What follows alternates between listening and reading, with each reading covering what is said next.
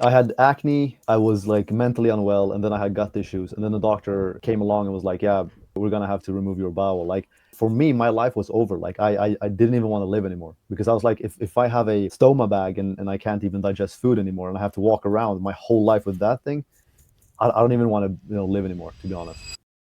Welcome to my interview, Fleshfueled. Yo, thank you so much, Leo. Can I ask you what is your name? Yeah, of course. So obviously on social media, my name is FleshFueled, but Mhm. in real life, it's San. So SAN. Is this something that you don't want people to know? Not really. Like I don't mind, but it's just I like to have a brand name, if that makes sense. Mm, nice. So can you tell the listeners what time is it over there? It's exactly 8:06 in the morning. Mm. So 8:06 a.m. What time do you usually wake up? Depends on, but I would say around like 5 or 6 a.m. This morning, especially, it was 6:15 a.m. I think. And what about your bedtime? Bedtime is around like 10 at the latest, I would say. Some nights it will become like 11, but I try to stay around 9, 10. Nice. Are you from Sweden? Yes, I was born here, but ethnically, of course, I don't look Swedish. That's because I'm from Iraq or Kurdistan, to be more specific. Do you know Excellent Health? Yeah, of course, that's actually my friend. Oh, what the hell? Okay, nice. Yeah, Cool. Can I ask you how old you are? yeah, of course. I am 27 years old currently. Nice. What about your height and your weight? My height, I am 5'11", and weight is, I think, about like 72 kg. So you mentioned that you don't look like a Swedish person. Hmm. What do people there usually look like? I mean, they're blonde. They're usually taller, I would say. Blue eyes, and I don't resemble them whatsoever, of course, because I have black hair, black or brown eyes. So yeah, Would it be fair to say excellent health also don't resemble most people there? yeah, for sure. Like me Oh, and him, ethnically speaking, we're from the same place. Like, like, our ancestry is like from Mesopotamia, so we look the same basically. so you have met him in person before. I actually haven't because he lives in Stockholm, which is the capital city, and I live in another city which is like 2 hours from him. So I haven't had the chance to meet him yet in real life. Mhm.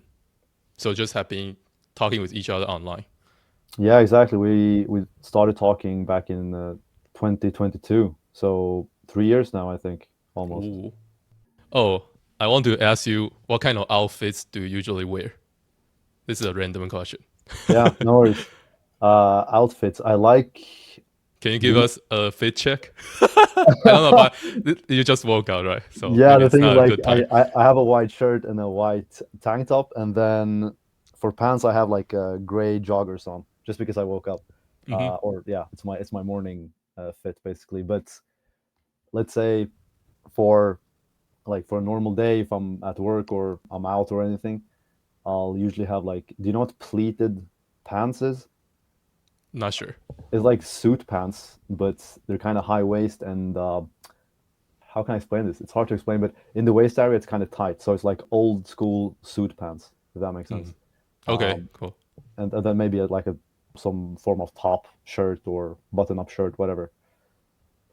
Yeah, just wanted to ask this question for the listeners. Yeah, sure. So, according to my impression on you, I think you are a pretty well groomed man. So, can you talk about what are the things you usually do to make yourself look nicer? I would say that having a healthy lifestyle, so diet and lifestyle, is by far the most important factor, honestly. Because if you have let's say, a shitty lifestyle and diet, no matter what haircut you have, no matter what type of beer style you have, no matter what clothes you wear, you will kind of exude this unhealthy vibration, if that makes sense. Like you won't look healthy. So that's number one. But then number two and three would be like, have proper clothes, find something that fits you, Hairstyle, have a good hairstyle that fits you. And I would also say working out, like getting a fit body. You don't have to be a bodybuilder, but a fit body goes a long way for sure. Do you do skincare or do you trim your eyebrows, stuff like that? Whiten your teeth? No, I don't do any of those. Of course, I trim my beard. I shave it and trim it myself. But skincare routine, no. The only thing is diets, as I said. It's by far the most important. So yeah, I interviewed Excellent Health before, and I think he told me people from Sweden they pretty much all speak very good English, and they also know their own language. What other language do you also know? So I know Swedish, of course, fluently, English fluently, and then my mother tongue, which would be Kurdish. Um, like those are the three that I know fluently. I'd love to learn Spanish and Arabic as well in the future, though. So have you been to your hometown before? Yeah, several times. I was there 3 years ago, though, last time. So Oh, it's been a while, but I'll probably go back like next year. hmm. So how did you learn your like mother tongue? Like both your parents taught you that? Exactly. So in my family, my parents have always been very strict with when we're at home, we have to speak our own language, and I think that's beautiful. Honestly, you know. Yeah, right now you are a built-in polyglot, right? Yeah, I guess so. I'm not jealous. Yeah, so I think I saw one of your videos before, and I guess you brought raw milk to a gathering or something, right? Yeah, exactly. Yeah, Okay, so can you talk about what kind of gathering was that? that was actually my best friend's wedding. So yeah, I brought raw milk to my best friend's wedding because obviously at weddings they usually drink alcohol and other beverages that I don't consume, um, and they don't have animal products to consume. They usually have cooked food. So I was like, hey, I need to bring something because I was there for several hours. So I just brought the most nutritious food ever, raw milk. Actually, I think that was a solid strategy because raw milk is like pretty normal for people, I guess, because like people are not really going to know if that's raw or cooked. But if you bring some other foods there, maybe it's more weird. Yeah, for sure. So, did people have any opinions on the fact that you just was drinking raw milk? I mean, yeah, obviously it's not like the most normal thing to do at a wedding. So, so of course I got like some some weird inputs and questions, but I mean, like the thing I've learned in life because I've been like carnivore for 3.5 years now is that as long as you're like kind of confident with what you're doing in life, people don't usually care. Like to be honest, they're more like intrigued and they actually just are curious. So I've never had anybody like hate or be like anything in a hateful demeanor. I've never experienced that, so to speak. I guess a lot of the times it's just what we are thinking in our own mind, right? Yeah. So, do you think it's easy for you to be different in terms of that gallery? Like, do you mean if I do you I mean mean, if like I'm in unique? mentally, did you Yeah. feel a little like nervous or some, for lack of a better word? Oh, nah, not really. Because as I said, it was my best friend's wedding, so I kind of knew everybody there, at least to some extent. Of course, like there were some of his family members that I hadn't met, but yeah, as I said, like when you've done something for 3.5 years, it's just a part of who you are. So if I would feel ashamed, that means I'm ashamed of myself, which like it never happens. It's out of the question, you know. Also, like, can I ask you who filmed that video? Like, how did that all happen?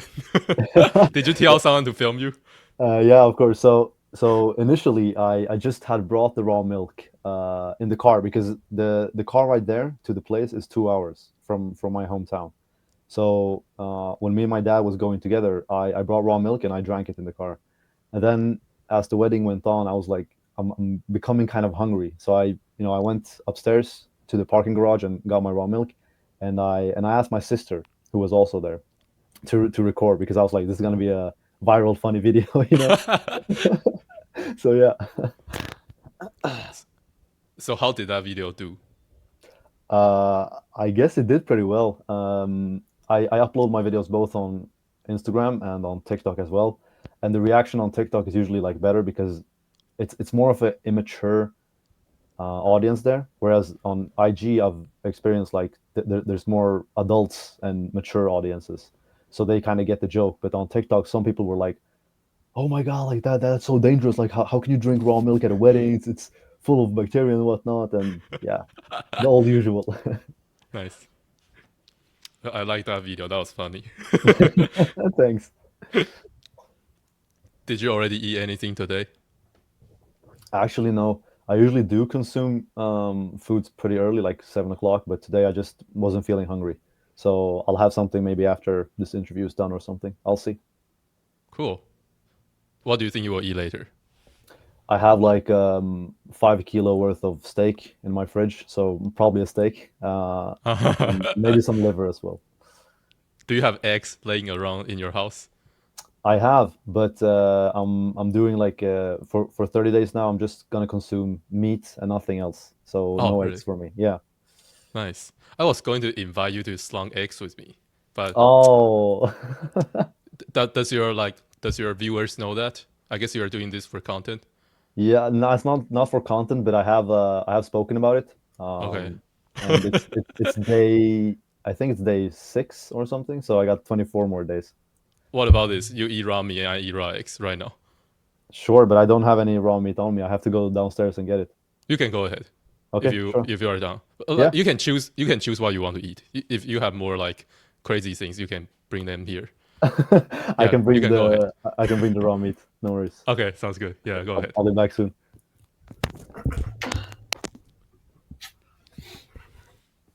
Okay, our boy Sorry, is back. sorry for taking so long.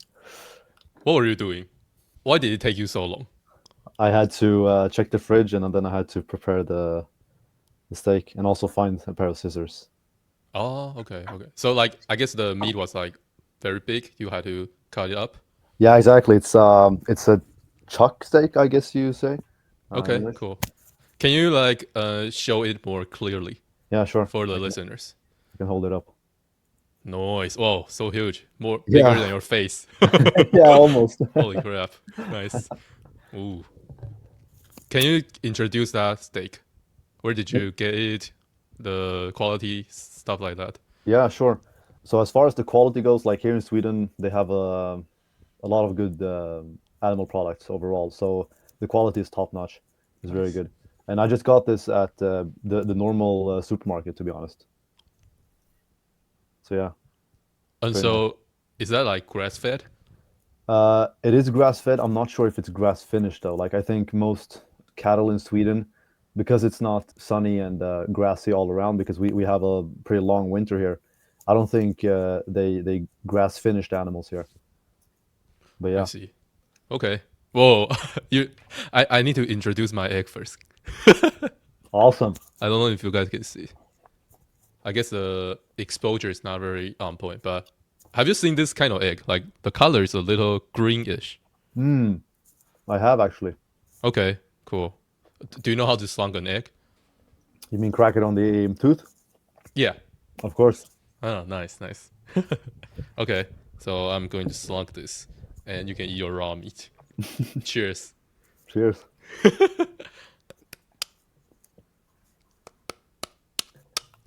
Oh,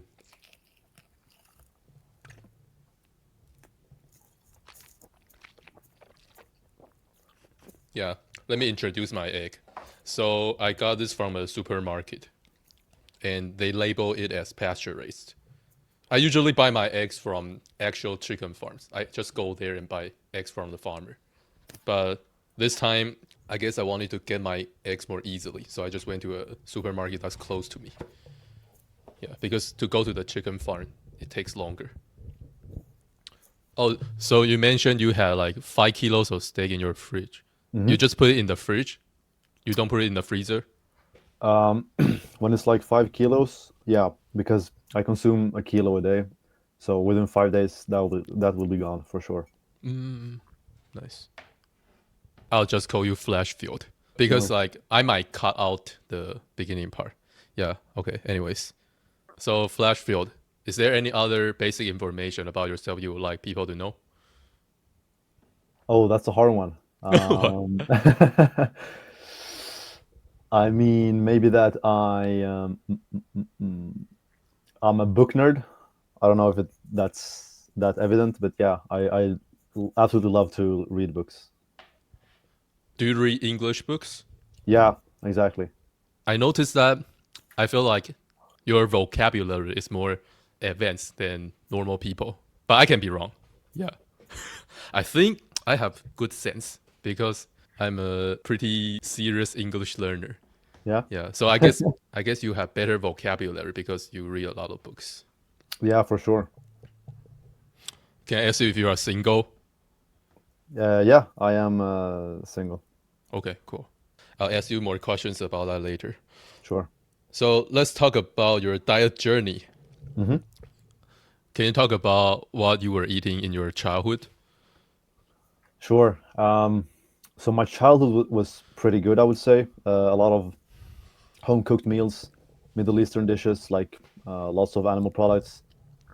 But I would say in my like adolescent year, so age 15 to let's say 20 something, I I was in the gym culture. So it was a lot of like chicken and rice, broccoli, lots of protein powder. So I think the adolescent years was probably the most harmful years of my life because you're growing a lot during the years of puberty. But I basically stunted my growth by consuming processed garbage, to be honest, because I was brainwashed by the gym industry. So yeah, but now I'm back on real natural foods, so to speak. Mm. What was like, what would you say were your thoughts on junk food when you were little? I mean, we grow up in a society that kind of like embrace junk food. It's you hear this all the time that you should consume junk food because it's a treat and it's not dangerous. So when I was a kid, like I didn't view it as this horrible thing. It was pretty normal for me, to be honest. But sounds like your parents weren't really giving you junk food. No, exactly. So if I did consume junk food, it was usually like I was the one who bought it. My parents rarely like bought me junk food. Hmm. Okay. Do you still eat vegetables now? No, I did consume like an onion or two back in August when I did steak tartare and chicken ceviche, but other than that, no. Okay, cool. And what about in your childhood?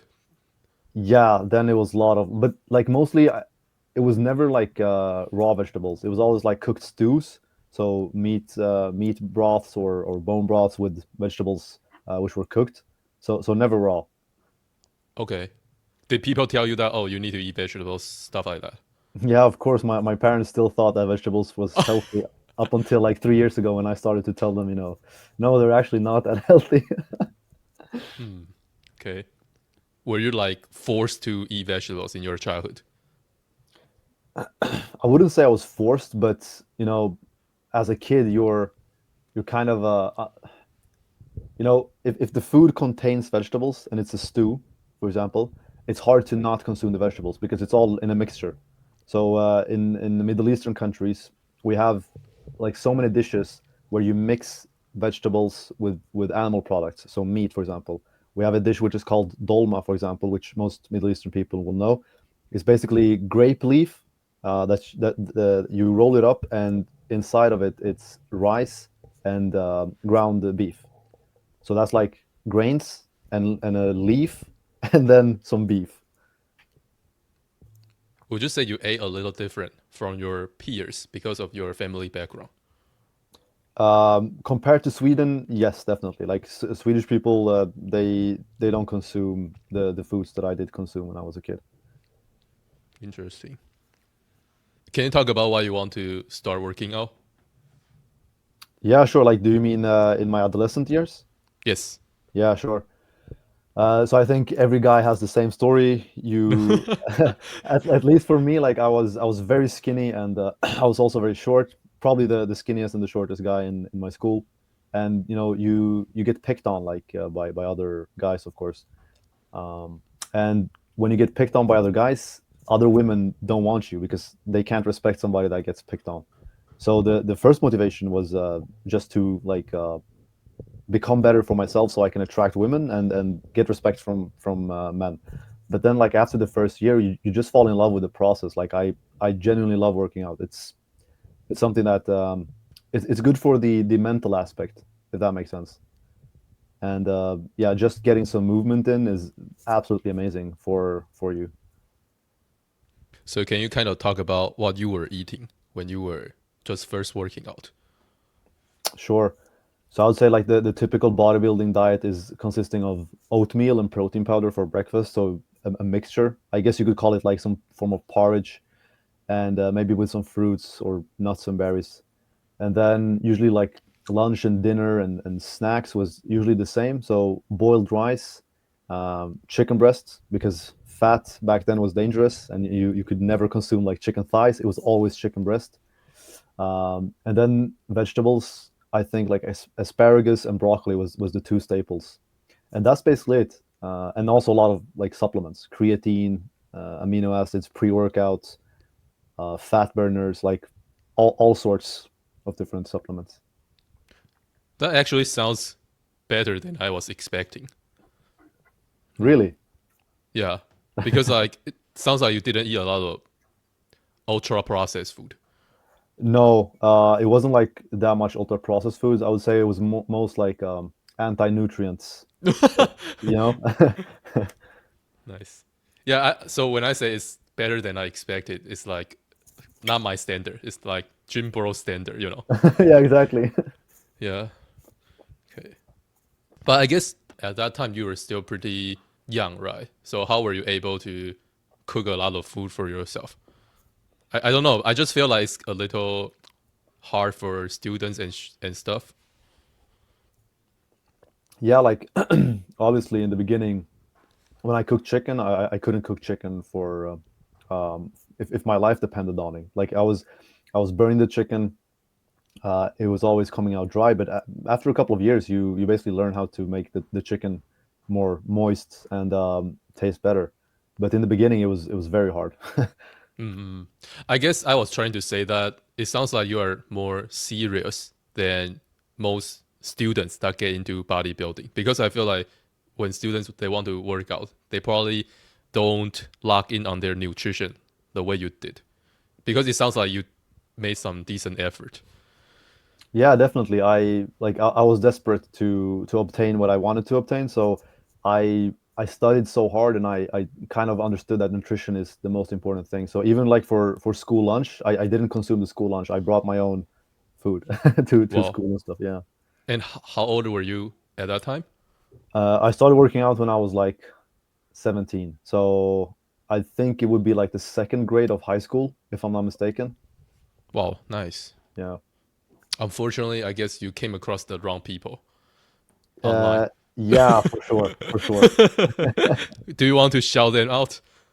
Um, oh my God, I can't specifically remember, but do you know who Rich Piana was? He's dead now, unfortunately. Oh, okay, I'm not sure.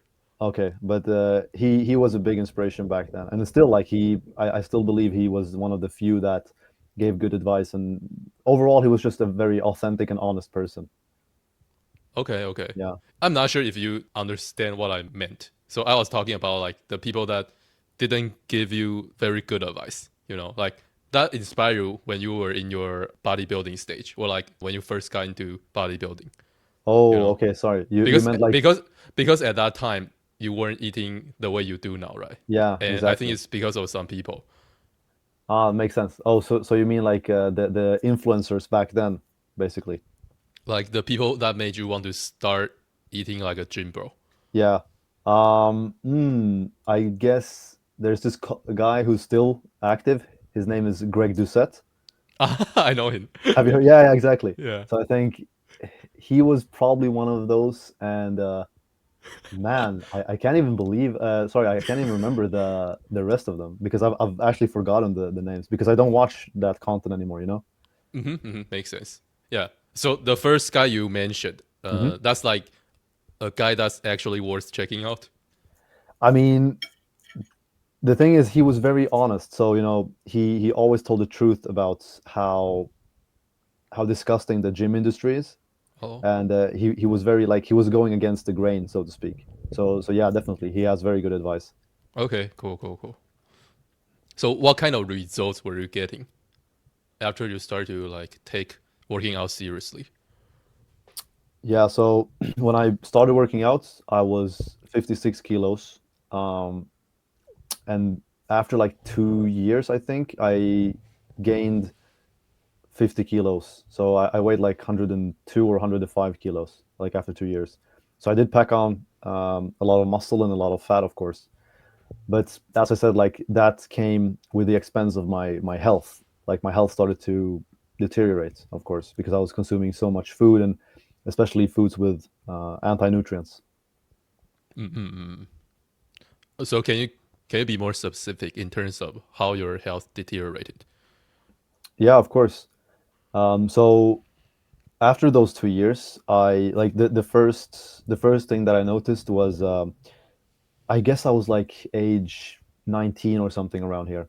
But the thing I noticed was I had bloody stools. So when I was going to the bathroom, yeah, I noticed blood, and I didn't like think much of it in the beginning, but then eventually, like it's not something that's normal. So eventually, I did kind of take it more seriously, and I went to the hospital. I asked questions, and they did some form of examination, did a lot of blood tests. Nothing came back positive, so they were like, "Oh, maybe it's just like hemorrhoids or something small." But then, after a while, my mental health started to take a toll as well, and we now know that gut issues and the mental health aspect of it, it's correlated with each other because you have this gut and brain axis. So if your gut is unhealthy, there's more probability that you will be mentally unwell as well, like depression, anxiety, panic attacks, whatever. Those usually stem from an unhealthy gut. So yeah, I basically was diagnosed with ulcerative colitis, which is an autoimmune condition, and I also got diagnosed with I didn't get diagnosed with something regarding the mental aspect, but I got put on antipsychosis medication as well. And then also my skin was horrible. Like I got severe acne and a lot of like cysts as well. So those were the three major things I would say. Would you say the diet you start to adopt after you enter your gym bro phase was worse than your childhood diet? Yeah, yeah, by far. What do you mean by far? Like a lot? Yeah, because like when I was a kid, as I mentioned, it was a lot of like home cooked meals, and in my culture, for example, if we consume rice, they know how to lower the anti nutrients by soaking the rice, doing like various methods to lower the anti nutrients. But when I cooked my food, I didn't give a shit about those things. So I just boiled the rice the same day, and that leaves a lot of phytic acid and a lot of starch as well in the rice itself. So yeah, for sure. Nice. I guess you were just like chasing macronutrients and calories and protein, stuff like that, right? Definitely spot on. Yep. Nice. Because yeah, you mentioned that is every guy's story. I guess I has relatively similar story Yeah. because I also had my gym bro phase. Gym bro diet phase. Yeah, yeah, yeah. Let's see. Oh, you mentioned you had bloody stool. Hmm. Did that hurt in any way? No, so that's the weird part. Like I never experienced gut pain, which is very weird, because most people with IBD or IBS even they do experience gut pain, but I never had that issue, to be honest. Okay. And Yeah, you said you were diagnosed with colitis something. So yeah, can you talk more about what is that? yeah, sure. So it's called ulcerative colitis. So when it comes to IBD, so irritable bowel disease, you have two major ones. So you have Crohn's disease, and then you have ulcerative colitis. Crohn's disease can basically happen everywhere from your mouth up until your rectum. So it's literally the whole intestine. Ulcerative colitis, which I had, is only in the large intestine. So basically, my large intestine was wrecked. It was like inflamed constantly. And bloody stools, gut pain. I didn't experience gut pain, but these are just the major symptoms. A lot of problem digesting food, indigestion. Like all of these things that people think is normal. Bloating, for example. That's the major symptoms of ulcerative colitis. I see. So Yeah. sounds like your symptom was just bloody stool, and then they label you that you got this condition, colitis, right? Yeah, exactly. So I did a Uh, lot of tests. So I did what's it called, colonoscopy, where basically they shove a camera uh, in the other end and they check everything out. So that and the blood test and everything came back positive. So it was quite evident that I had ulcerative colitis. okay, I see Yeah, it. Can you say it slowly? I want to pronounce that. ulcerative. Oh my god. Ulcerative. Yeah, colitis. Right. Colitis. Okay. Can I just say colitis? Yeah, sure. I Oh, guess sounds good. colitis is basically better, I think. Oh, cool. Nice, nice. I feel like Mr. Beast has similar issues, if you Yeah, he know has that. Crohn's. Okay, cool. Yeah. So I guess the reason that you wanted to go to doctors was you just thought it wasn't normal, but you didn't really have major like pain or something in terms of your digestion. Yeah, so that's the weird part. As I mentioned, no pain. I didn't experience bloating up until like after maybe 2 3 years. Okay, cool. Um, so yeah, it was mostly the bloody stools that I was like concerned about. I see. Okay. And did you mention how did the doctors try and help you? Yeah, so obviously they told me diet doesn't matter. I can consume whatever I want. What the hell? Yeah, and I basically have to live with this for the rest of my life, and I have to take lots of medication. And yeah, they said eventually, people that have this diagnosis, they usually have to cut off their bowels. So have you seen the people that are, they have like a stoma bag? I have seen that. Yeah, so that was basically my destiny, to be honest. Oh, Yeah. okay. Well, I'm happy that I guess you are not moving there, right?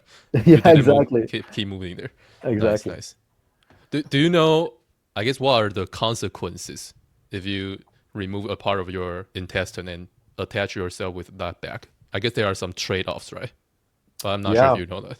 yeah, for sure. Like the thing is, if we think about this, like I don't know what you believe in. Like I'm not religious, but I believe in some form of God, right? We were created by God or nature um, with perfect organs and perfect structures. It doesn't make sense for me that we have to remove stuff. The thing is, like, of course, if you get to a point where your organs are damaged, I kind of understand it, but I do wholeheartedly 100% believe that we can reverse almost anything in this world. Like, it all comes down to diet and lifestyle, right? So if you remove the part of the intestines, for example, you're gonna lose out on absorbing nutrients. You know, if Mm, you remove like the small intestine, for example, that's where a lot of the fat is absorbed. So the fat soluble vitamins.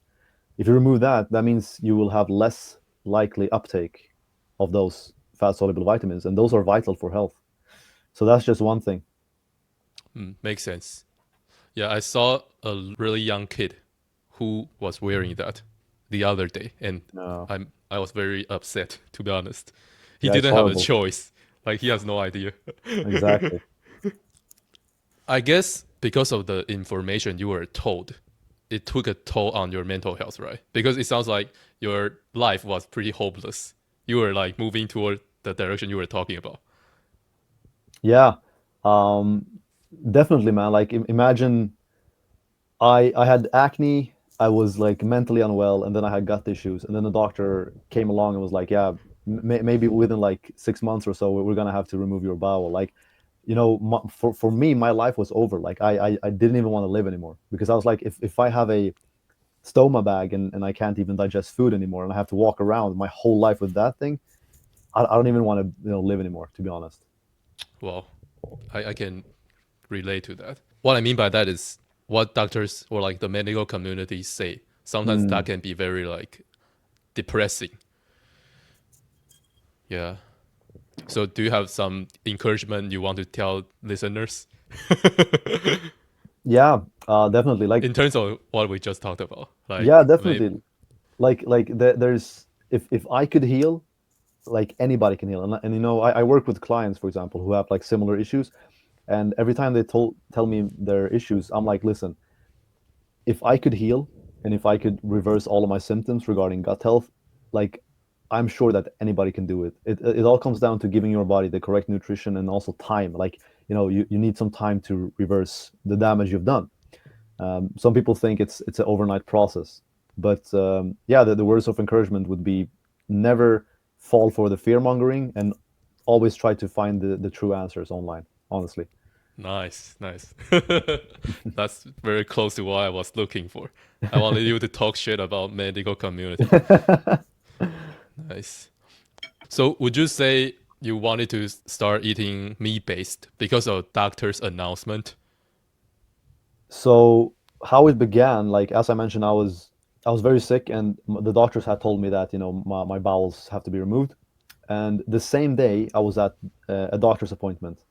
I met one of my friends who I hadn't seen in like 6 months or so, and you know, this guy looked amazing. Like he was shining, and he used to be a gym bro, so he used to be like very bulky, very like dark eye circles, very unhealthy. And he came back after 6 months, and he looked amazing. I was like, "Yo, what have you done with yourself?" And he was like, "Yeah, I'm doing this carnivore diet." And I was like, "Yeah, I've heard that from like Jordan Peterson, Joe Rogan, and you know, these guys." And then he talked about it, and I was like, "Yo, that sounds pretty interesting." So I went home that day and I did like my research, so to speak, on the carnivore diet, and I found that people with like similar conditions as I could heal. So I specifically started watching Dr. Anthony Chaffee. So he was like the number one guy I used to watch back then. I watched all of his videos regarding the carnivore diet, and man, like overnight, I just started. Like I cut off everything in my life, and I just started consuming meat. Wow, Yeah. nice story. I'm hyped for some reason. Did you say like you met your friend Mm. right after the doctor's appointment or something on the same day? Yeah, it was crazy. Like Okay, and I can went you to the say gym. you went to the gym and you Yeah. just randomly bump into him? Yep. Holy crap! Yeah. Nice. And how did you meet him? Like in the beginning? Yeah. So when I started working out, I had this friend in my class who started, you know, helping me because he had already worked out for 2 years. And this other friend that I'm talking about, they are cousins. Oh, Yeah. So it was basically my old friend's cousin, but I became better friends with the cousin. So yeah, and he's also a few years older than me. I guess he's like 4 years older than me, maybe, or something. I feel like most people are not that observant. What I mean by that is, so you mentioned that you saw him and he looked a lot better, and you wanted to like find out about what's going on. I feel like a lot of people they are not really going to feel strongly about that guy's transformation. What are your thoughts on this? Like if I'm just speaking from my experience, I think it's the opposite. Like when I went through my Oh, transformation, like every single person that I used to know, when they saw me, they were like, "What have you done?" Because you know my skin used to be like all bumpy and red. I used to be very fat, and people noticed. But you know, it's more so that they don't understand how this could happen. Like if you tell them, "Look, I just eat what a human being is supposed to eat," they don't believe you. It's like, "No, you probably did something else." And I think most people are occupied with their own life, so they don't want to hear the truth, you know. mm, interesting. Yeah, I guess what I was saying was that there are not as many people that are eating meat based. Yeah, because like if you find out about how the person becomes better, you should also be inclined to go for that, right? Definitely, I agree. Yeah, but I don't know. Yeah, maybe just like what you said, people don't really want to change their paradigm. Exactly. Hmm, nice. Wow, so you started on that day. Nice. And you said on that day the doctor told you your bowel was going to be removed soon. Okay, cool, cool, cool. And before that, he didn't tell you about this, the doctor. Now, so the thing is, when you have these sort of diagnosis, you try out a bunch of medication, right? But after a while, like when you've tried every single medication and nothing works, the last resort will be to cut off your bowels. And I was like on the last maybe two or three medications, and if those didn't work, they told me like, this is the last thing we can do. Otherwise, we have to cut it off. I Yeah, see. But I guess before he told you that, you already knew that was your trajectory, right? kind of. Yeah, because my mom, she works in a pharmacy and she sees like sick people all the time and whatnot. So she told me about it. Like she was like, Ah, the ending of this disease is like they snap your bowels. nice, nice. Wow, interesting. Oh, so you mentioned that when that guy was talking to you about carnivore, you already knew about it. So Hmm. prior to that, what was your impression on this diet? Do you mean before he told me about it? Mm.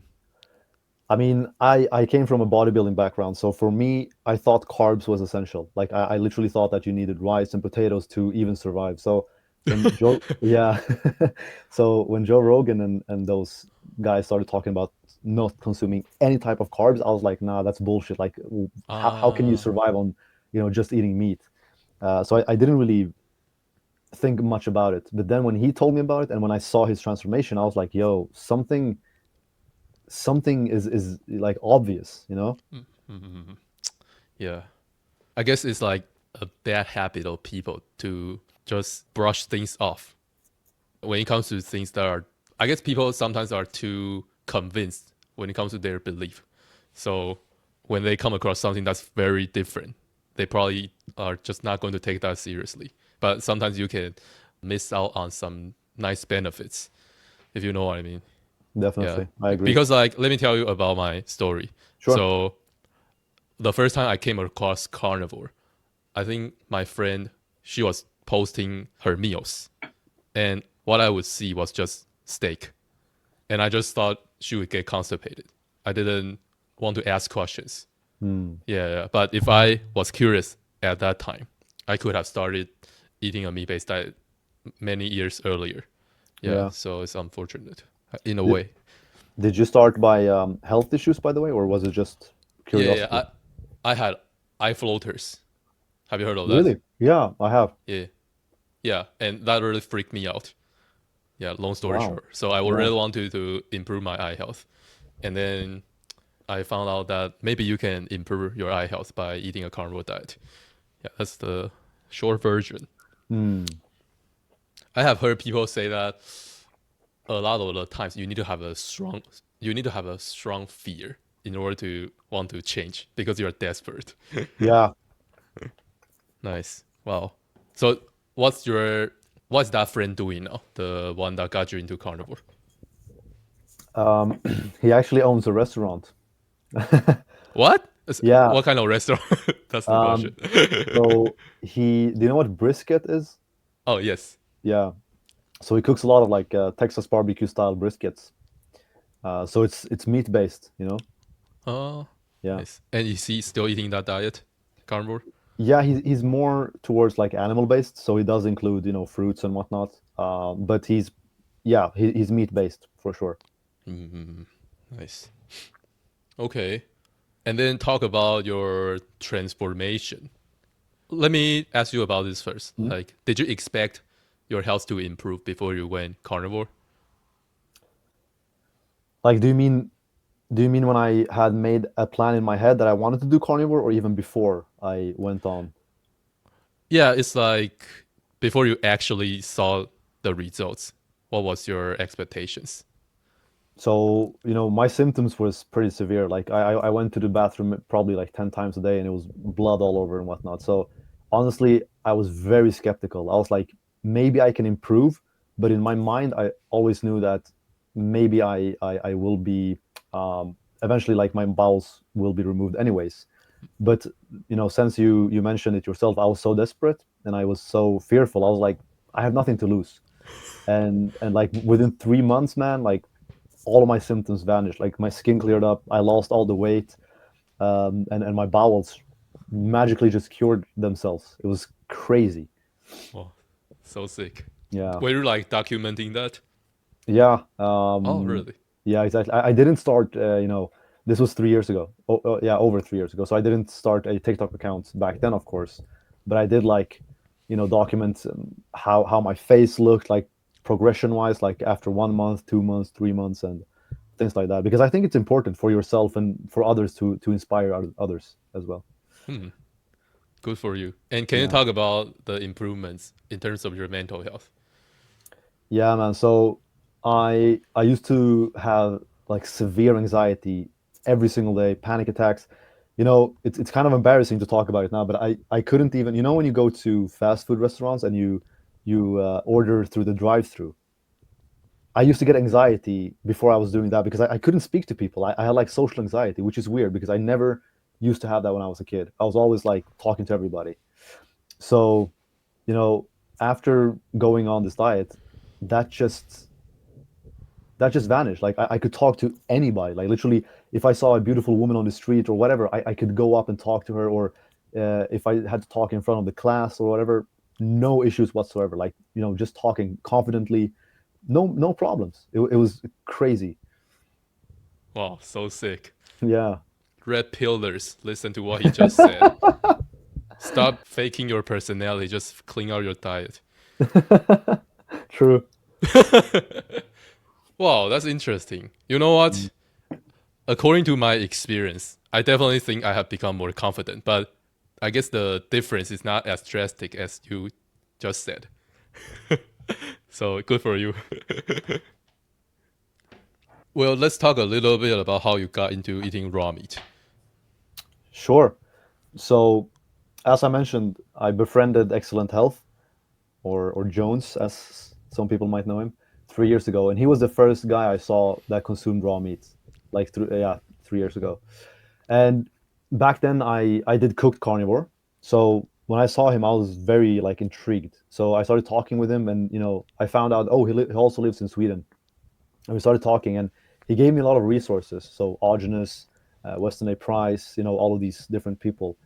I did my own research, and I did start back then, like maybe once or twice a month, I would have a raw meat dish, but I didn't really think it tasted good. I was kind of still afraid of bacteria and whatnot. So it actually took me up until this year in April and March where I fully transitioned to raw. So, since April and March, I've been like exclusively raw meat. I do cook my meat like sometimes, if I don't have access to perfect meat, but for the most part, like 90% is raw.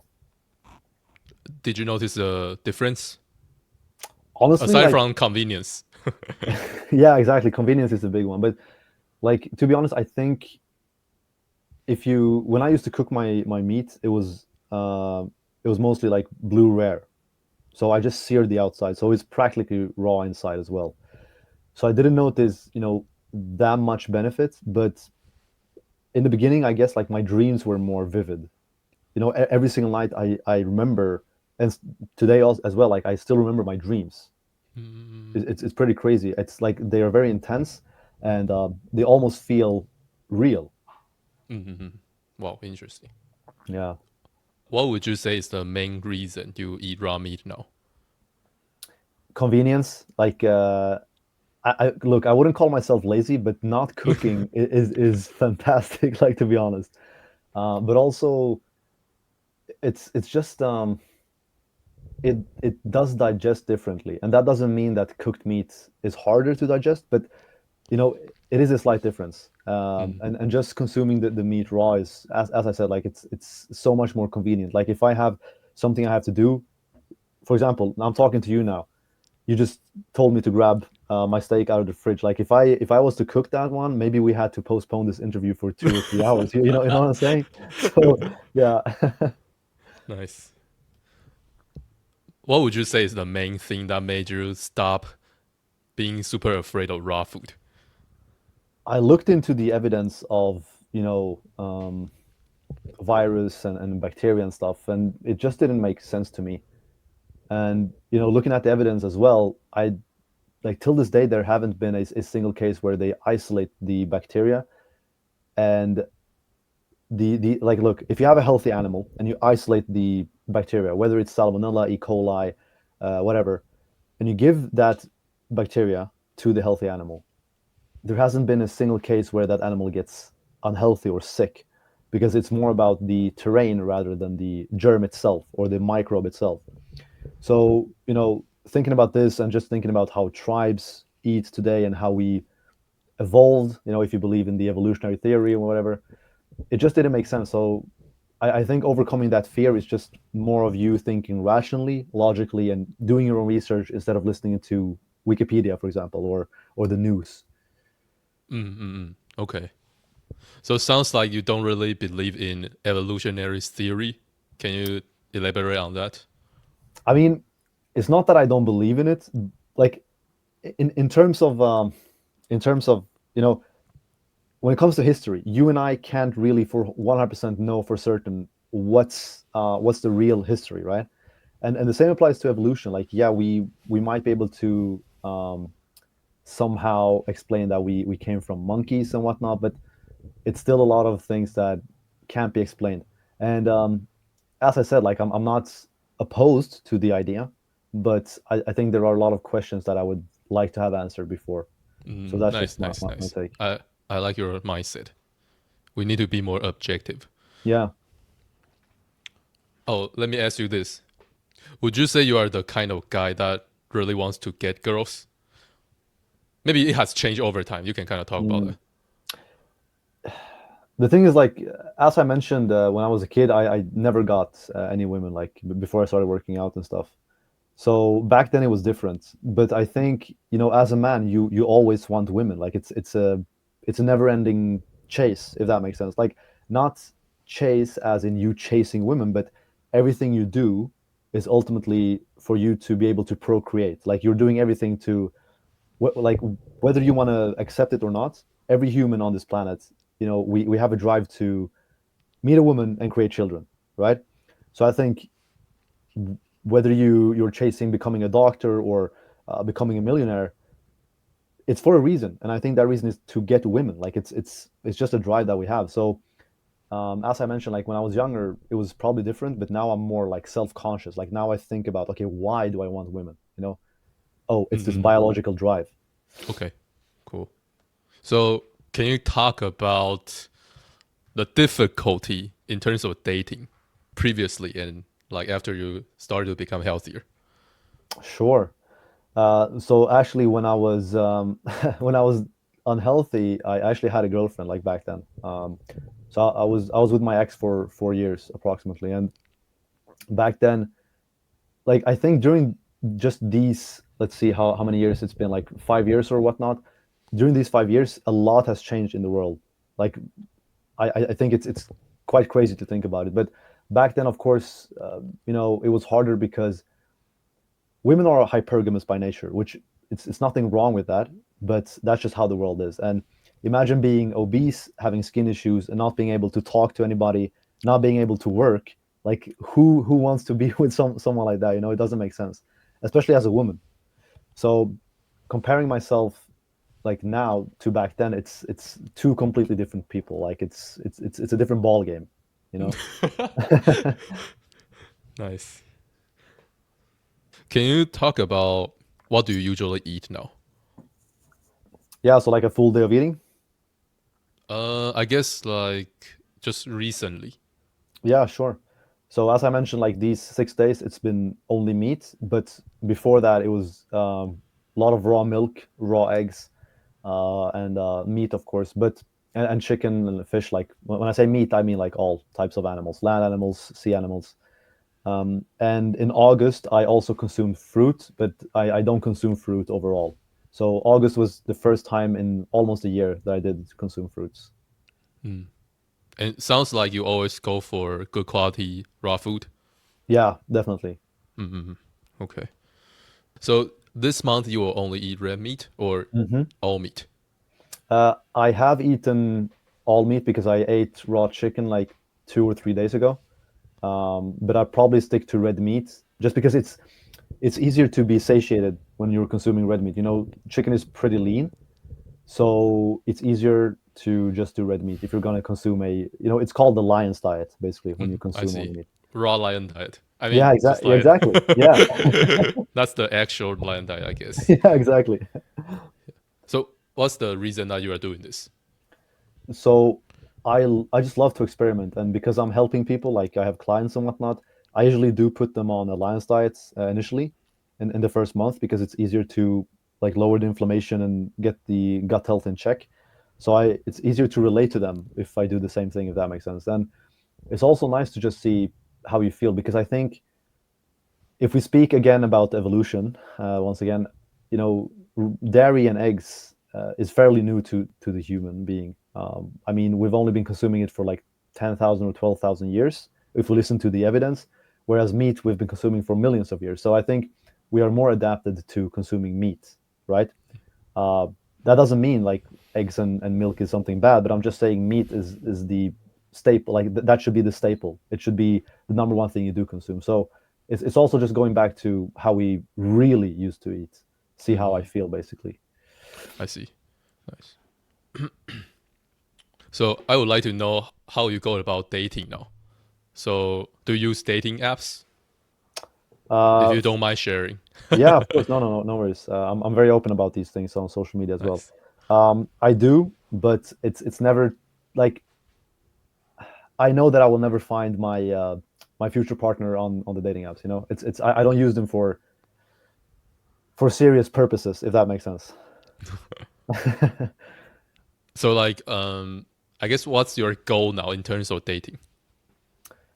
I, you know, I'm probably one of the few in the primal community or carnivore community that's like I'm fairly red pill, um, I would say, but you know, not in the sense that I watch like Andrew Tate and those people. I mean, like actually reading the real books that were created. I never watched like red pill content. I just read the books and do my own research, so to speak. So when it comes to dating and stuff, you know, I'm 27 now. I think through my like own experience, I probably won't have a serious relationship up until the age of like 35 or something. Um, so I'm usually now I just like short term date and stuff like that. I don't do hookups, but short term dating is quite different from hookups, if that makes sense. Okay. Can you I guess you don't randomly sleep with a woman. That's what you're saying, right? Correct. You're Like going to kind of think about if you want to do that with them. yeah, the thing is like short term dating is like you might meet or you know date a woman for 3 or 6 months, and you basically you have a relationship kind of, but it's more like dating. But as I said, like I don't see myself being with that woman for longer than 6 months. Mm-mm.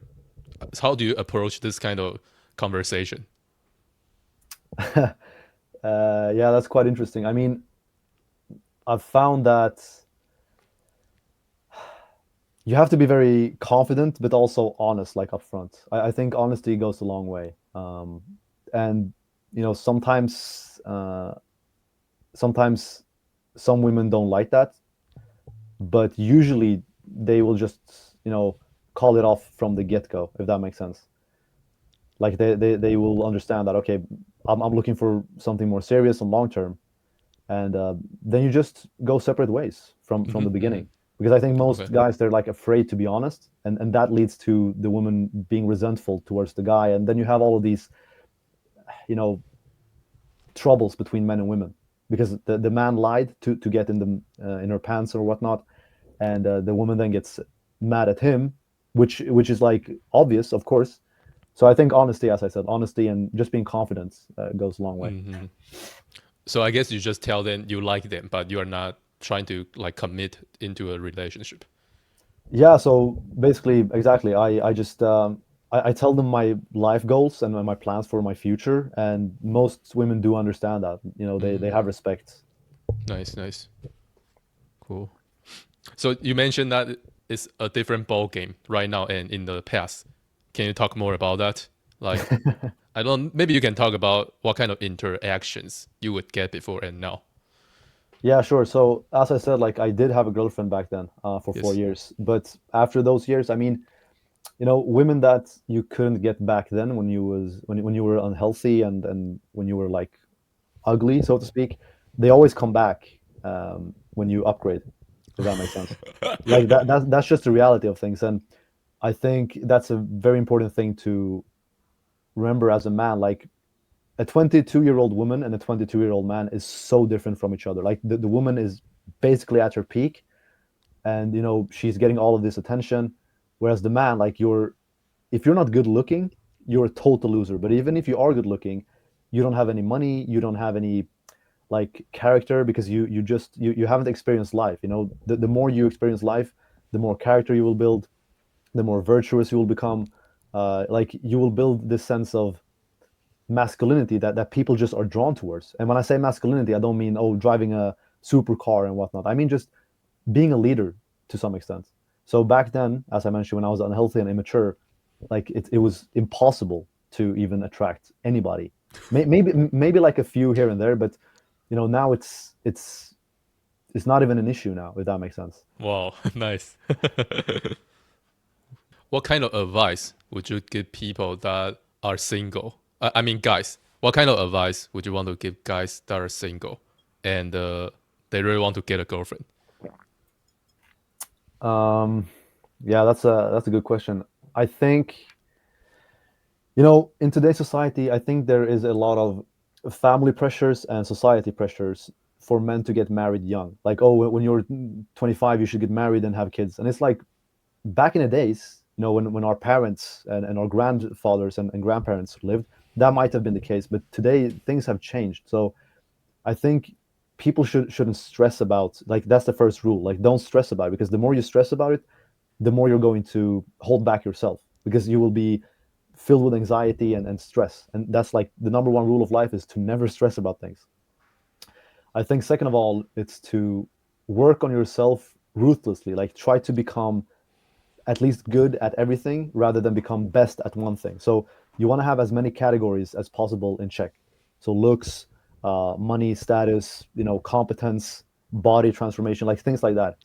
Um, because if you just focus on going to the gym, but you're stupid, you don't have any money, nobody is going to be to want to be with you, whether that's a man or a woman. So I think that's like basically the two main advices I would give to young men. Mm, nice. Do you often approach girls? It Yeah, it occurs definitely, but here in Sweden, I wouldn't say like I'm attracted to um the Swedish women that much. Like I'm more attracted mm, to the other ethnicities, sorry, here in Sweden. So like a typical Swedish woman, it's not something that I would go for, if that makes sense. Okay. But if I'm traveling and stuff, definitely. Like when I'm traveling, it's easier, obviously, Mm, because what do you mean it's easier? You can come because across more of your yeah, types. yeah, that, but also the culture here is very like, Sweden is a cold country, both talking about climate, but also how the people act. So cold approaching here is not something you do. Like it's just very taboo to do cold approaching. If that Oh, makes sense. It's mm-hmm. it's kind of looked down upon. I see. Do you often travel? I haven't traveled for like a year now, so not currently, but I used to back Uh, then. nice. Okay. What do you look for in a woman? But I guess the question you answer now is going to be different from what you will say in the future, right? No, Because right now because you're not. Yeah. yeah, because I have two types. So I have the short-term dating ones, and also the Go long-term ahead. ones. Go ahead. Yeah, sure. Nice. So it's quite similar, but obviously, like for my long-term partner, I would never take anybody serious that have a high body count, right? When it comes to short-term dating, I'm not as strict, because I realize that it's just delusional of me to, like, look, if I would find, let's say, if I would find a virgin, for example, if I would short-term date that woman, I would be the most stupid person on earth. Like I would rather just marry her, or basically enter some serious relationship with her. So in terms of like body count and whatnot, it's quite different. But looks and character is quite similar, to be honest. Like I don't go for anybody, right? Just because she has the looks, but she might have a horrible lifestyle and horrible personality. I won't even short-term date that, because why would I? Because if I'm with such a person, that says more about me than it does about her.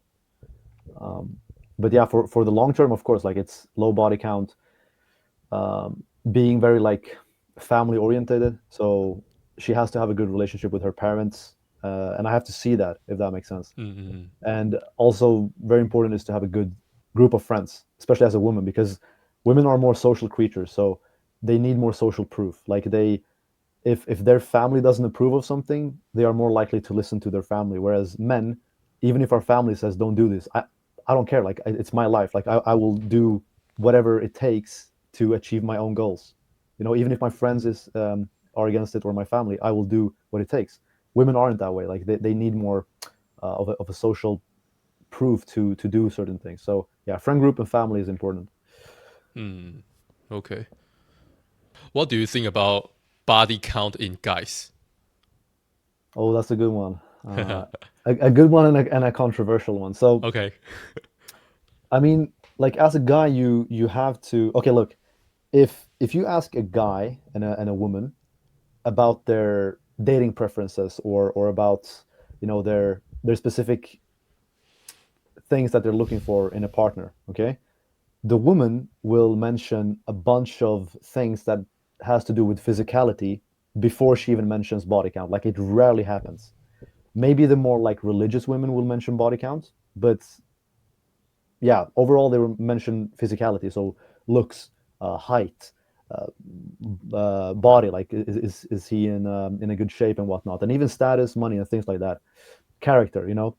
But when it comes to men, we usually only have two things, and that's like body count and looks. And looks isn't even like, of course, looks is always important. But my point is, if she has a low body count, the looks thing doesn't matter as much, you know.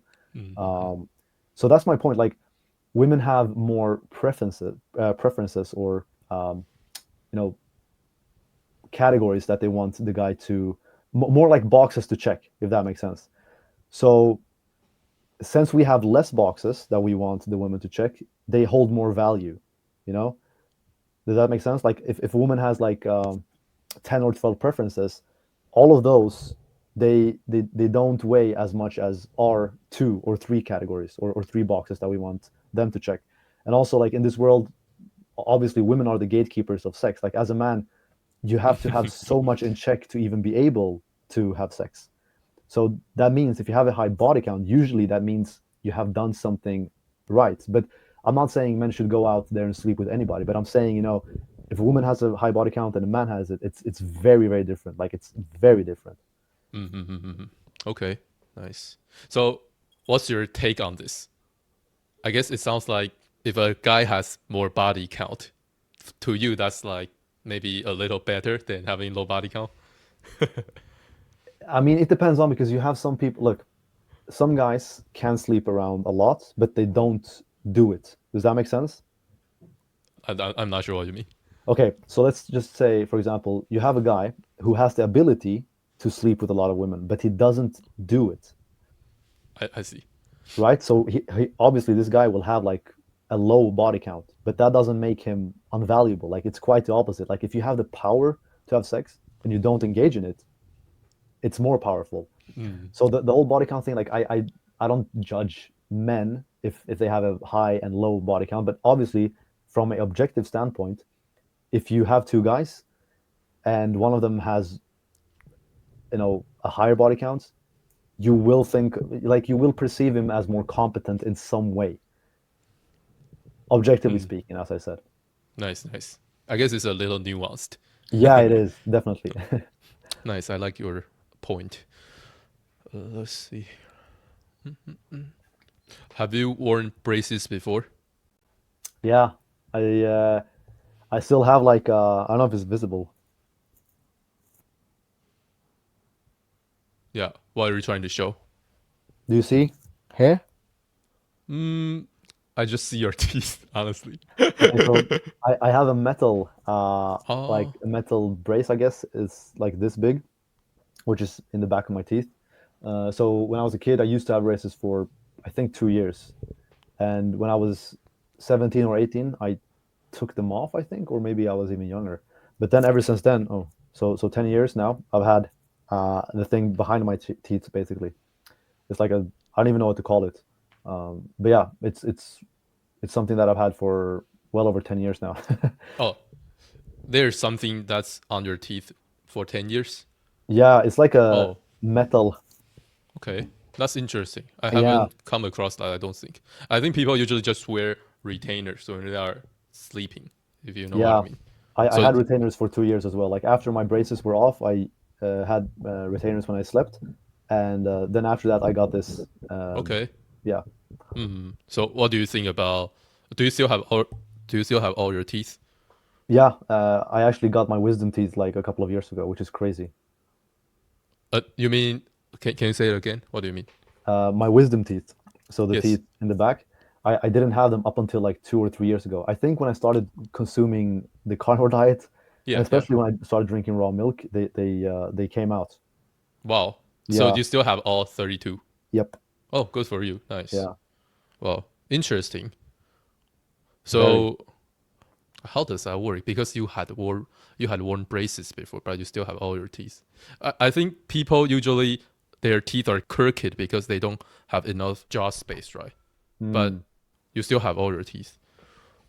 I Uh, think I had some slight either underbite or overbite. I can't remember, but my teeth weren't like that crowded. It was more I had a oh, overbite or underbite, so it was more of correcting the yeah the issue. But my teeth weren't like that crowded. okay, cool. Yeah. Do you plan on getting rid of that?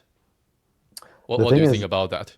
yeah, like I was actually supposed to get rid of it this year when I was 27 because I remember when I was 17 they told me, okay, when you're 27 we're gonna remove that, but they haven't contacted me, so maybe I have to call them and ask them about it. Mm-mm. Nice.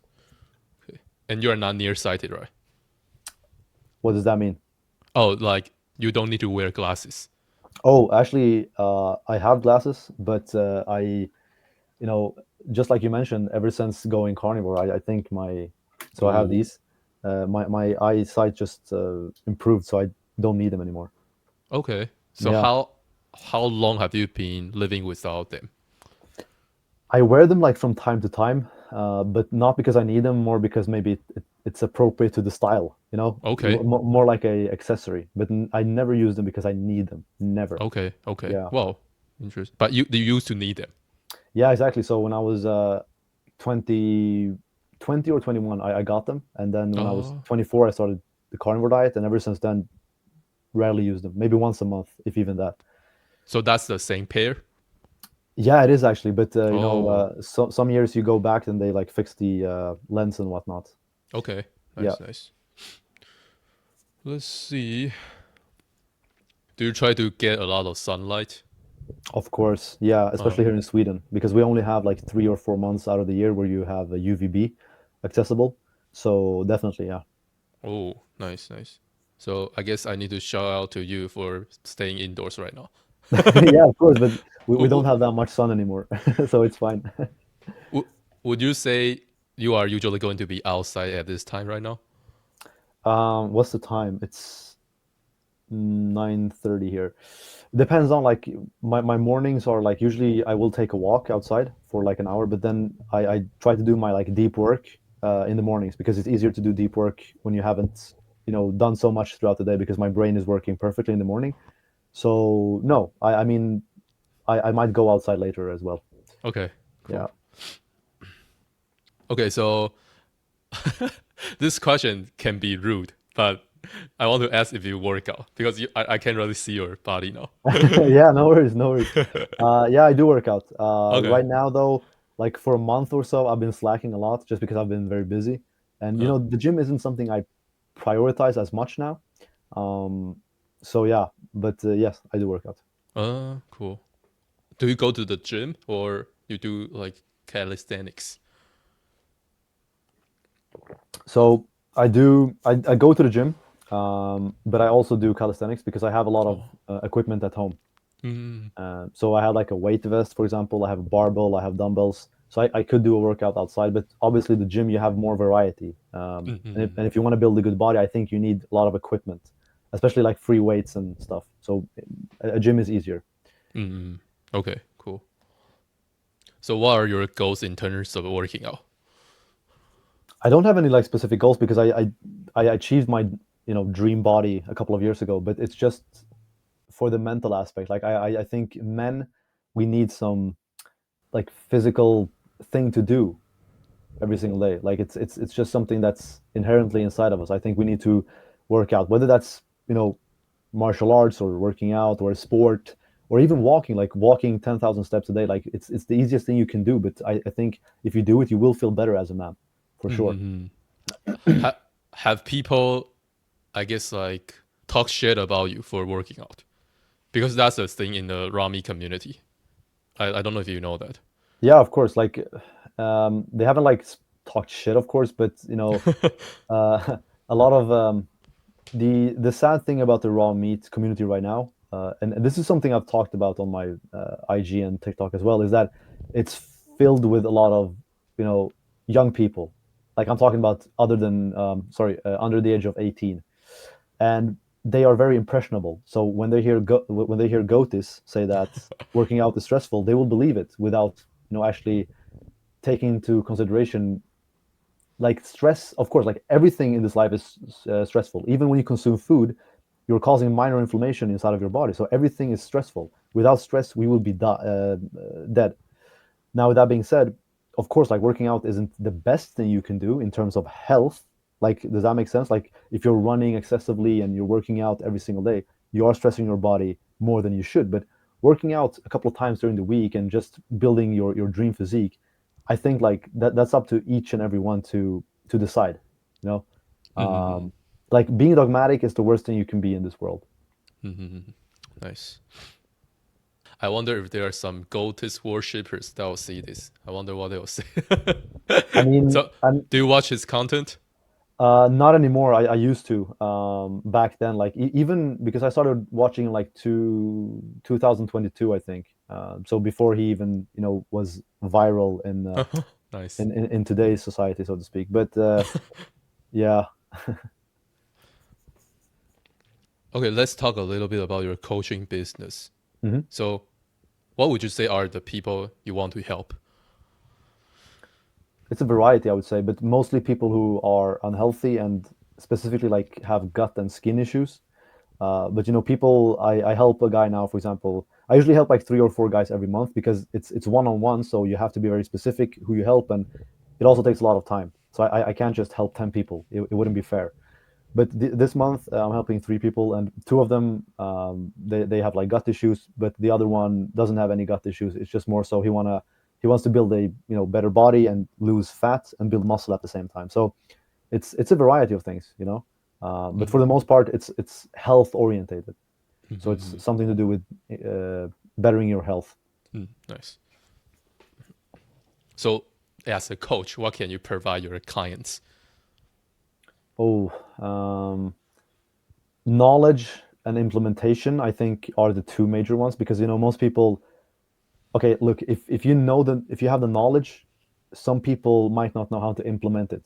So that's what you have a coach for. Like the coach can hold you accountable. He can tell you exactly how you should do things, and it's also easy to basically talk to somebody that's more experienced than you if you have certain symptoms that are showing up or if you have concerns.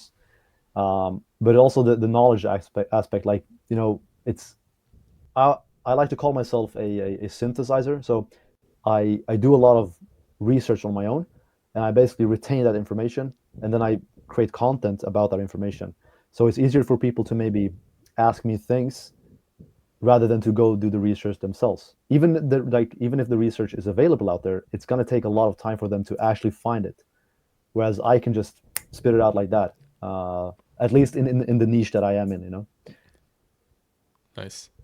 So, have you been liking your clients? If I've been liking them, Do you know what I mean? Like, do you like your clients so far? yeah, of course. Like they're amazing people, and Nice. I've even I've become friends with most of them afterwards because it's like you build a relationship because you talk almost every day, and you're also vulnerable with each other, um, Nice. because that's an important part of healing. Like you have to be able to talk to your coach when you don't feel well, and stuff like that. So yeah, Hmm. Oh, so it sounds like you probably like what you are doing now. As in definitely. terms of nice, nice. Okay. Is this like the only thing you do now? No, so I'm in school and I also work, so I do those things as well. Oh, okay. What are you in school for? Did you like become a student again? Yeah, so I'm studying programming right now, actually. Oh, nice. So how long do you need to do that for? I got 1 year left, so or even less. Like I think in June of next year, I'll be finished, hopefully. Cool. Do you live by yourself? I live with my parents and my sister. Oh, okay. Oh, let me ask you this. So, how do you like spend time with girls? If you want to be intimate, Yeah, that's a good just question. nice. This Yeah, is for so my guy listeners. yeah, exactly. So of course, like having your own place is the key. And I used to have my own place, but when I started school again, I didn't want to take student loans, so I moved back home to basically not take student loans because I think student loans is it's something that's unnecessary. At least if you can live at home, you know. How does So that work? Why do you not have to pay student loans if you live at home? I mean, if you live in an apartment, you have to pay a lot of rent. You also have to pay like for maybe like other things as well. When I live at home, like thankfully I don't have to pay rent because I'm from an immigrant family and we don't do that thing over here. But I do help a lot, of course. Um, Nice. so if you take a student loan when you live alone by yourself, half of that student loan will go to rent, and then you gotta pay food and whatnot. But now because I don't have to pay rent, Oh, I can just spend my money on food, like I animal see. I see. products, and nothing else. Okay. So yeah, Okay. Let's move back to our question. yeah, sure. So as I said, like the best thing would be to have your own place, of course. Like that's where you have the most amount of freedom and whatnot. But if you live at home, if your parents accept it, that you bring home that you bring Mm, girls home, that's a different story. But for me, it's more like I don't do it out of respect, because it's kind of my room specifically is kind of like my office, so I don't want to bring people in my room if that makes sense. So usually I'm at their place, so at the women's place, and yeah, when I was living by myself, of course I had my own place back then, so it's mm, easier to do it. So for guys, I think moving out is the most important aspect, honestly. nice. Definitely, yeah. Is there a person that has a coaching business that you look up to? Mm, good question. Not like specifically coaching business, but of course I do look up to some people in the health space for sure. Okay. You can talk about them. Yeah, Excellent Health is by far one of them for sure. Because he's an OG, like he's been in the game for a long time. Like people don't realize it, but he's been doing content Mm. for I don't know, like over 5 years or something. So it's awesome. Who else we have? I think like the normie carnivore doctors, so like Sean Baker and those people. Like even if I don't agree with everything they say, they still do provide good value, and like they were also the ones that introduced me to this diet. So Dr. Anthony Chaffee, Kendi Berry, I know that's your favorites maybe, or like one of them. Um, I would say them as well. And then I have some like friends that I follow on IG that I also kind of look up to some extent. Do you want to shout them out if Sure. they make So content? Yeah. yeah, yeah. So one of them is in the Czech Republic, so he only does like he doesn't do English content, but his name is Matthias. Then we have a guy who lives in Sweden, Philip. Shout out to Oh, him, and also nice. I would say Jim Tambeef. Do you know who Jim Tambeef is? Maybe. Yeah. He has like Probably. he's like I've probably seen him. he does like he consumes raw animal products, and he also implements like gym. So his coaching business is dedicated to guys wanting to get in shape by applying like animal based nutrition and whatnot. Mm, Yeah. nice. How long would you say you have been coaching for? I think I started around like 2 months ago, if I'm not Oh, mistaken. so not Yeah. long ago. No, exactly. Yeah. Yeah. Have you learned anything so far in terms of this? Wow. Yeah, a lot. Like Nice. it's working with people is amazing, but specifically working with people one on one and with health related questions, you learn so much about yourself, but also about diseases and symptoms, and yeah, you learn that not everything works for everybody, if that makes sense. Like you have to be very specific and Nice. like tailor make the plans. Mm. So, what kind of advice would you want to give yourself that just got into coaching? Uh, don't be dogmatic. Like I've never been dogmatic, but that's just the most important thing, because even if you think that something is the truth, like, I believe that raw animal products is the truth, or even like just animal products overall. It doesn't have to be raw per se, but you get my point. But if somebody has a hard time consuming raw, for example, I have to be flexible. I have to be able to teach them other ways, because you know being dogmatic, for example, you and I, we went into the space of carnivore because we weren't dogmatic, like we were open minded, right? So it's kind of weird that we you shouldn't become close minded when you become carnivore, because by being open minded you found this way of eating. So being open minded is probably one of the best advices I can give to people out there when it comes to just overall, but also specifically coaching. Hmm. Nice.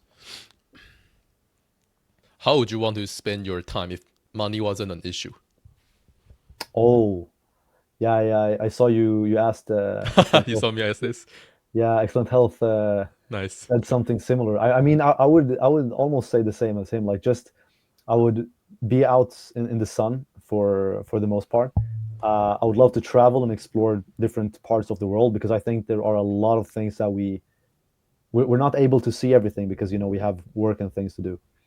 Uh, and I would probably dedicate a lot of time uh, teaching myself things. So reading a lot of books, educating myself. Nice. Okay. I want to tell the listeners a little story.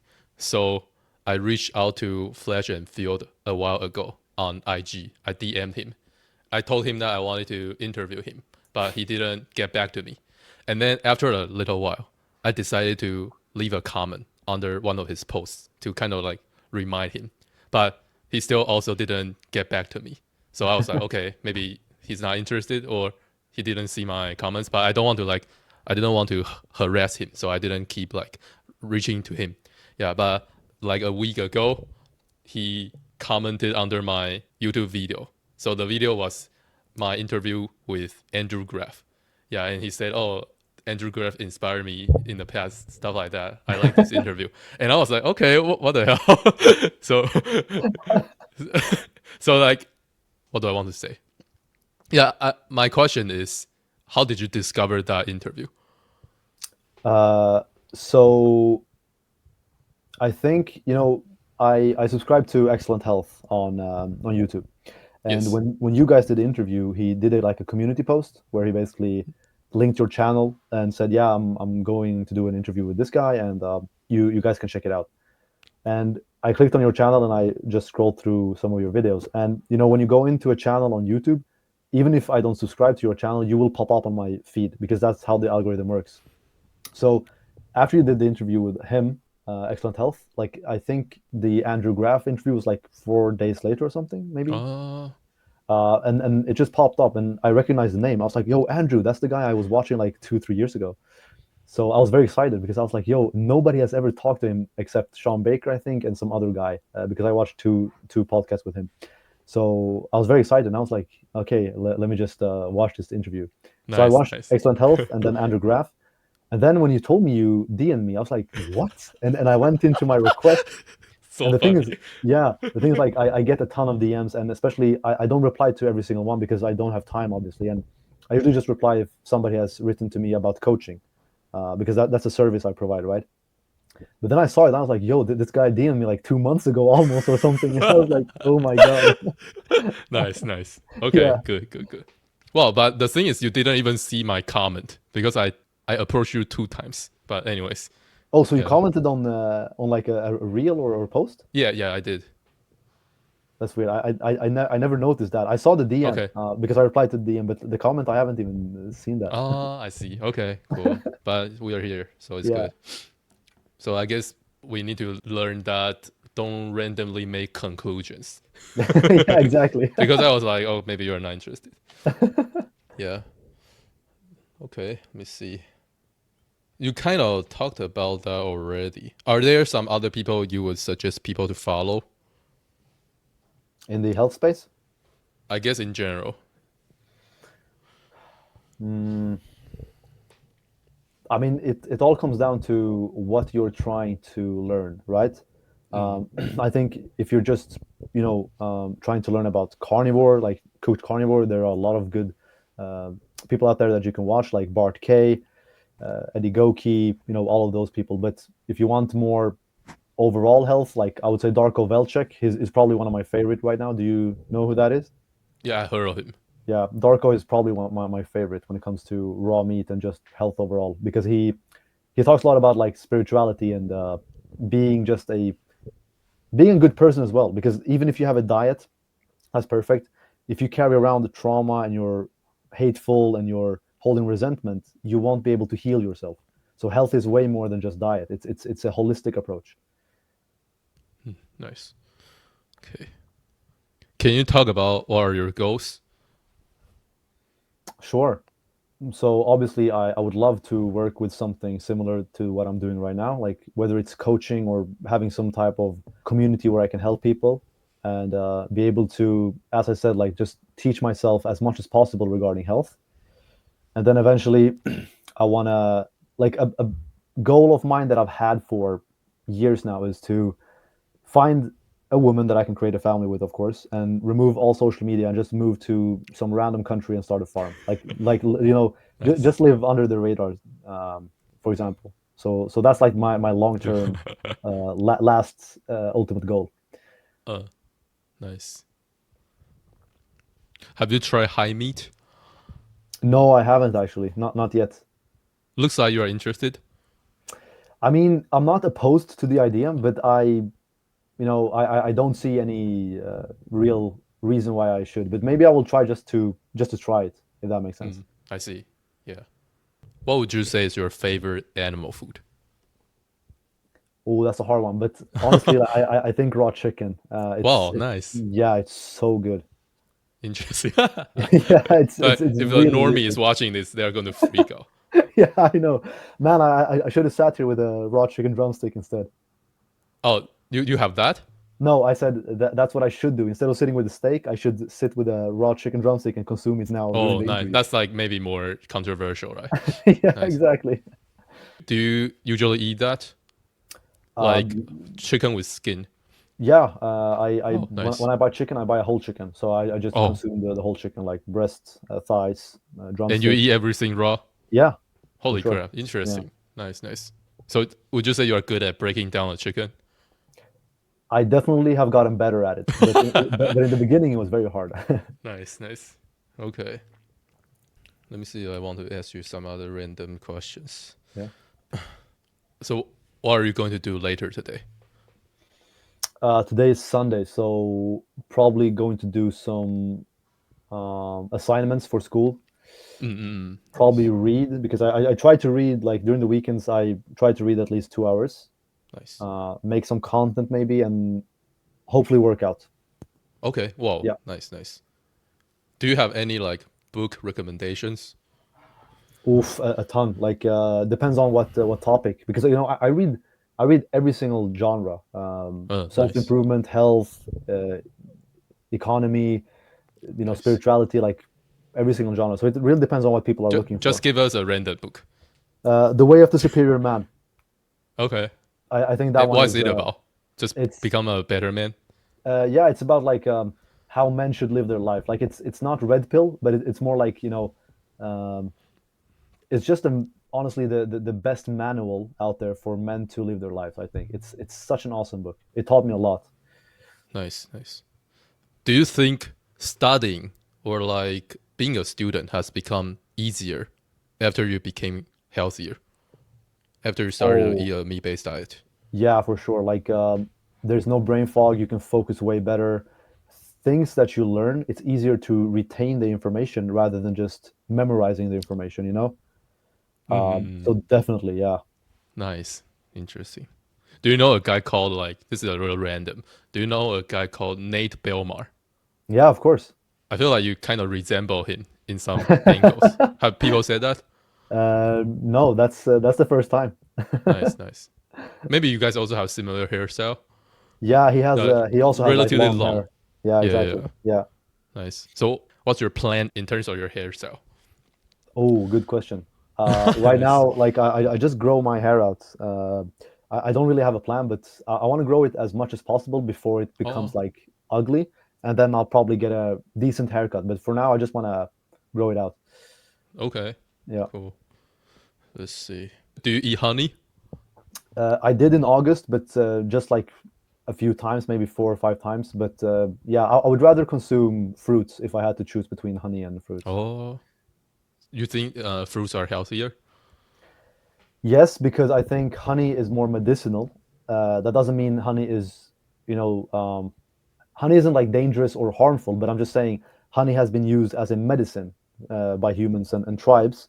So it can like stop the body's natural detoxification system. Just like you take any medication, you basically stop the body's own detoxification system.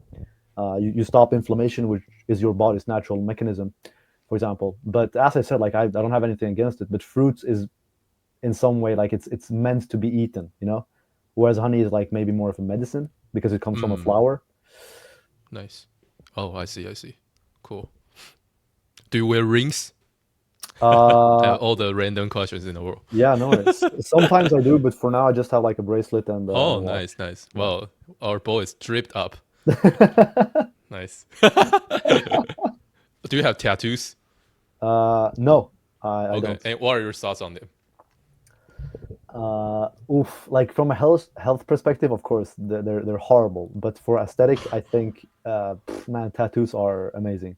Oh, nice. Yeah, So, but do you think you will get them?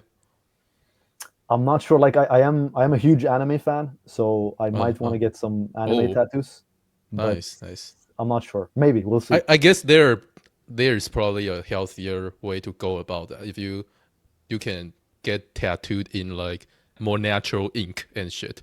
Yeah, Yeah, probably. like there's a spectrum. Yeah, Maybe the exactly. less unhealthy tattoos and normal tattoos. You know. Yeah, for sure. Yeah, yeah, yeah. Do you have like piercings? No, I used to Okay. have earrings, but I don't have them anymore. And did the hole grow back? Yeah. Oh, nice. So you can wear earrings now. Oh, Nope. nice, nice, nice. Haha. Let me see. Okay, I guess we are coming to an end. I definitely made an effort in terms of thinking of random questions. So, are there some people you think I should interview? Mm, Give me some suggestions. oh, for now I can't really say anybody because I don't have anything in mind. But if I do, I'll make sure to tell you in the IG DMs because now I Okay, can reply to you. sounds good. Sounds good. Nice, Yeah. nice. Okay, so flesh and field. This is our last question of the day. So you used to have bad skin, and you weren't very confident about yourself. And right now, I can tell that you are pretty calm and confident.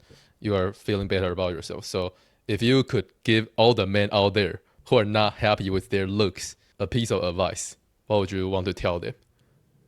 Focus on your health because when you become healthy, all those anxiety and thoughts about negativity will disappear. And once you see yourself in the mirror and you're shining and you're being vibrant, healthy, there's no reason for you to be unconfident. Like I think not being confident comes from being unhealthy and not also maybe because you're not accomplished anything in your life, you know. But if you manage to make yourself healthy when you've been unhealthy, that's a huge accomplishment. So you're getting confident from two certain angles, you know. Nice. All right, guys, this has been your guest Fleshfield. I'm your host Eggman. Let me know in the comments if you enjoyed this interview. There's a playlist on my channel that has all the interviews I've done, so go check that out if you are interested. With that said, peace out, guys. Bye. Bye bye.